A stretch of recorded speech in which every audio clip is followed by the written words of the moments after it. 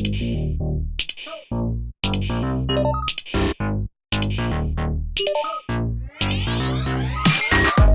salut mes cocos, j'espère que vous allez bien. Bienvenue sur Carly's Cooking. Aujourd'hui, je vous ai appelé mes cocos et vous allez vite comprendre pourquoi.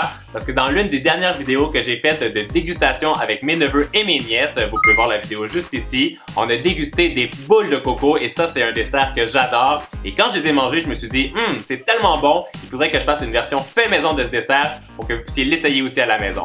Mais vous savez quoi? Aujourd'hui, on va l'améliorer, on va rajouter à l'intérieur de la guimauve. Comme ça, quand vous allez les ouvrir, ça va être hyper moelleux au centre. Vous voulez ma recette? Eh bien, allons-y!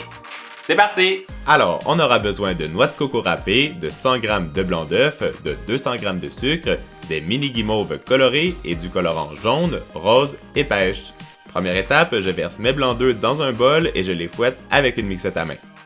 Quand ça devient bien mousseux, j'ajoute le premier tiers de sucre et je continue à mélanger. Une fois que la préparation devient bien ferme, je verse le deuxième tiers de sucre toujours en fouettant. Je termine avec le reste du sucre pour obtenir une meringue française très lisse et brillante. On sait que la meringue est prête une fois qu'elle forme le fameux bec d'oiseau que je vous montre juste ici. Je l'ai ensuite divisée en 3 bols et je la colore avec les colorants en gel. Moi j'ai utilisé du rose, du pêche et du jaune, mais vous pouvez prendre les couleurs de votre choix.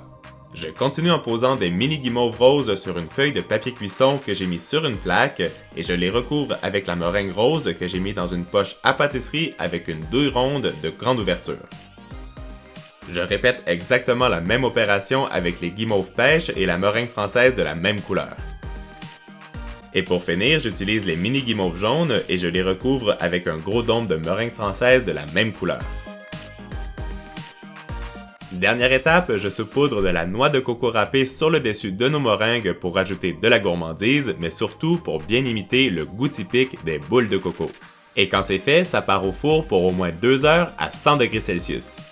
Les amis, c'est l'heure de notre astuce pour la recette. Là, je vous entends tous me dire « Carl, moi j'aime pas la noix de coco ». Eh bien, vous savez quoi? Pas de panique, vous avez seulement qu'à retirer la noix de coco sur les meringues et ça va vous donner des meringues françaises classiques avec un cœur coulant et ça va être tout aussi bon. Maintenant, on finit la recette. Après la cuisson, les meringues sont bien craquantes, mais surtout, on retrouve le cœur fondant avec la guimauve qu'on a cachée à l'intérieur. Alors mes cocos, qu'est-ce que vous pensez de cette recette?